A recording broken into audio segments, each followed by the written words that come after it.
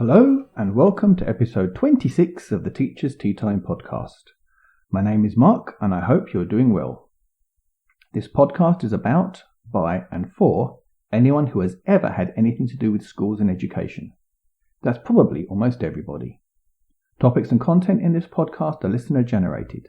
They come from listeners just like yourself. We are proud to be a member of Adjacent, a design collaborative made up of educators who dream of a better world for our students and their teachers by connecting educators to their legacy. Learn more at adjacent.org.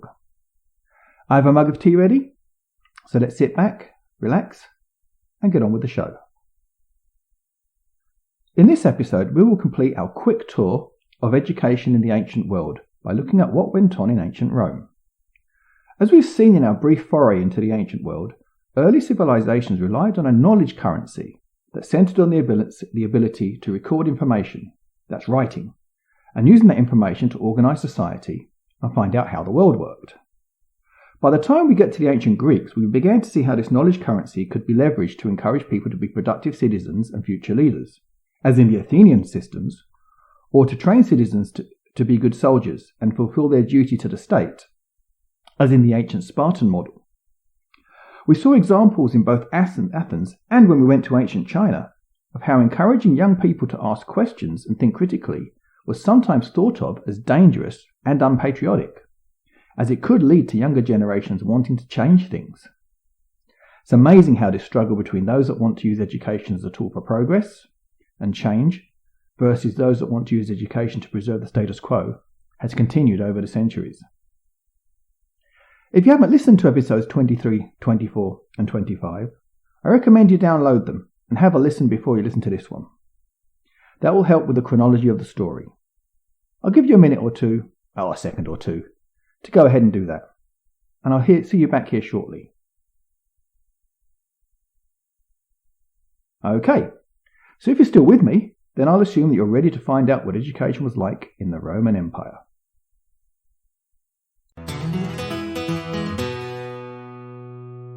When we look at how the Roman Empire grew, it becomes apparent that they were a society that was adept at borrowing ideas and technologies from conquered territories and assimilating them.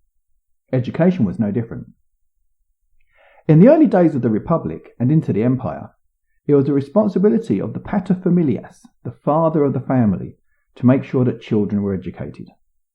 To this end, they would often hire private tutors, often Greek slaves or freedmen, to educate their children. By the 2nd century CE, we have written evidence of a more formal system in place, one that was to influence later Western civilizations. Quintilian was an educator, and he provides a good account of how the Roman education system worked at the height of the Roman Empire. There were formal schools, which citizens paid for, with very little in the way of free education. Both boys and girls had access to schools, although we don't think they were educated together. Of course, we're talking about a system where only the wealthy could afford.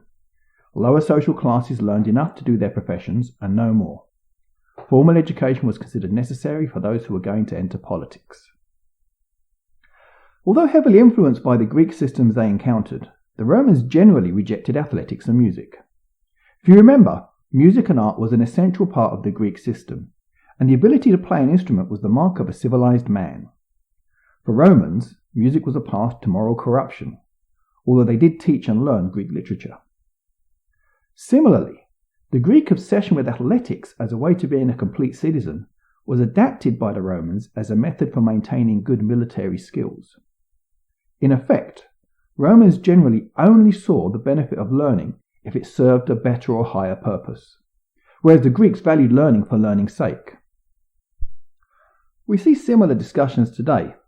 There are folks that see education as a pathway to a certain job or a certain career or a level of earning. And these folks often reject the idea of a liberal arts education. And you also hear some discussion in the STEM fields about the value of humanities education to go alongside it, because this will help folks be better decision makers. So, these ideas of the value of education still resonate today. Anyway, at no point in the history of the Roman Republic or Empire was it ever a legal requirement for its people to be educated. Children of wealthy families, they received their early education from private tutors. Less wealthy children, they went to a primary school known as a ludus literarius. Instructors could teach where and what they felt was appropriate.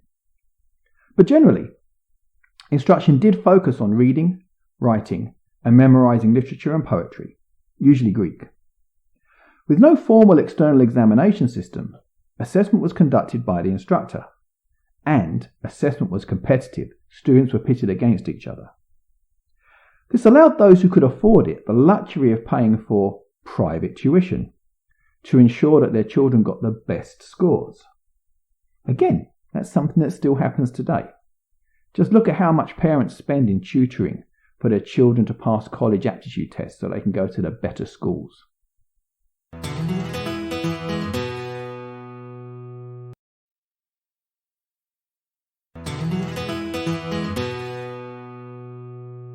Between the ages of 9 and 12, boys from wealthy families would go to a grammaticus.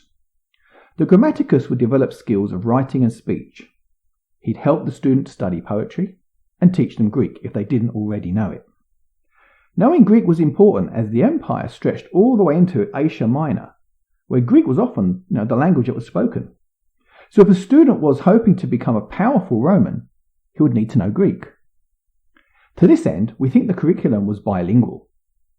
The grammaticus would assess on the fly.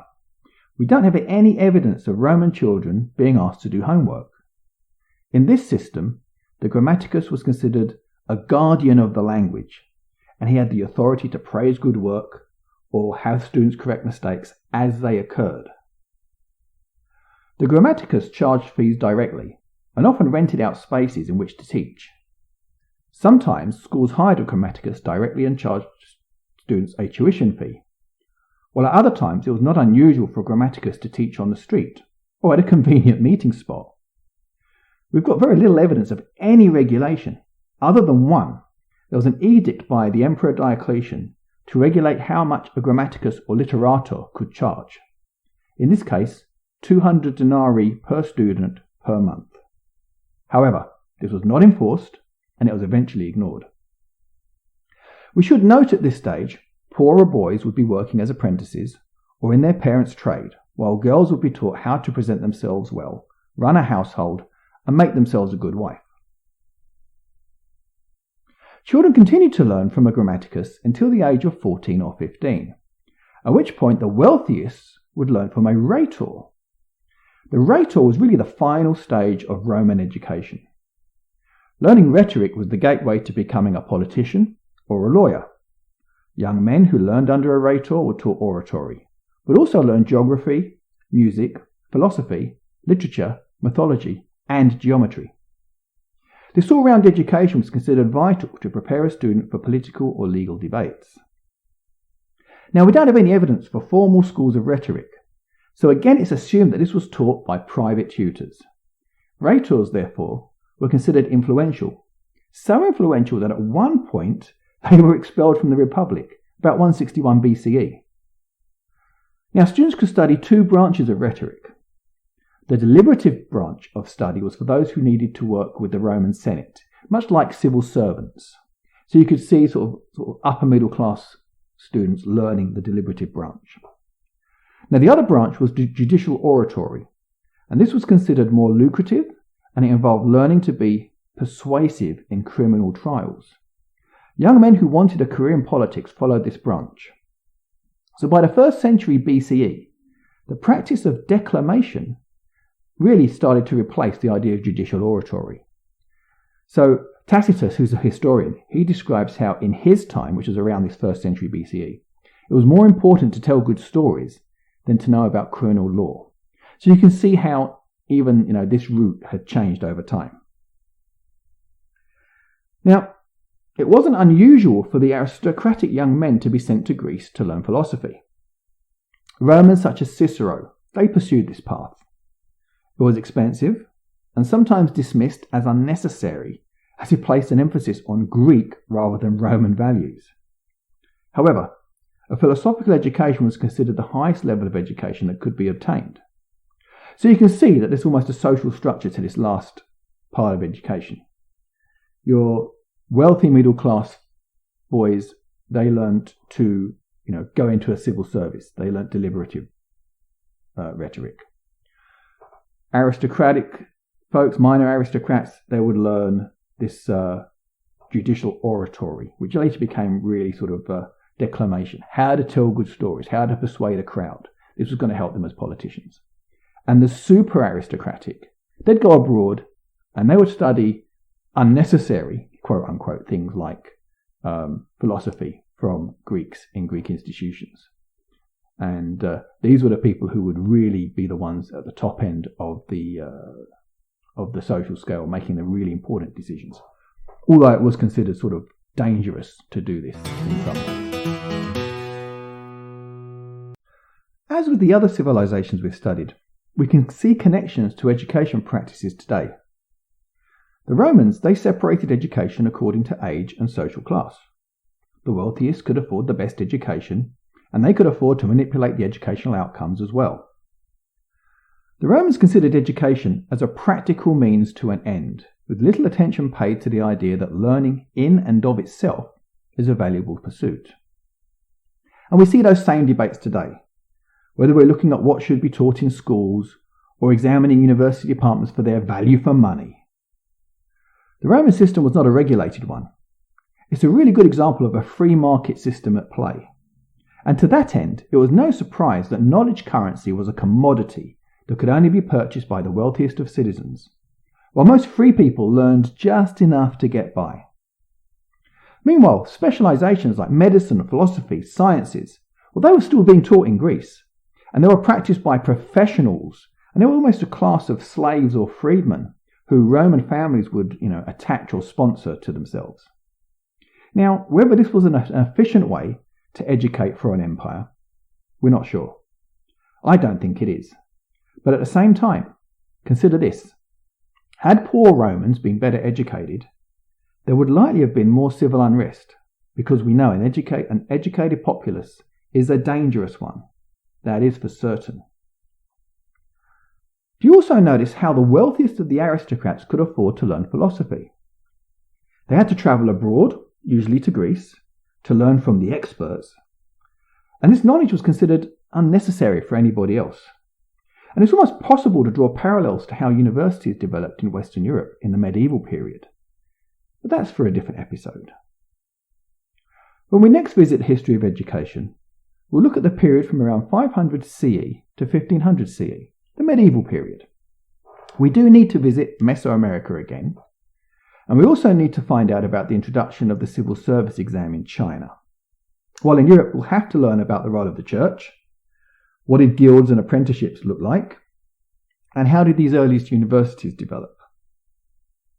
But until then, that was episode 26 of the Teachers Tea Time podcast. This podcast is a proud member of Adjacent, a design collaborative made up of educators who exist to connect educators to their legacy, thus creating a better world for our students and their teachers. We create, write, talk, teach, and learn about the things that matter most in education.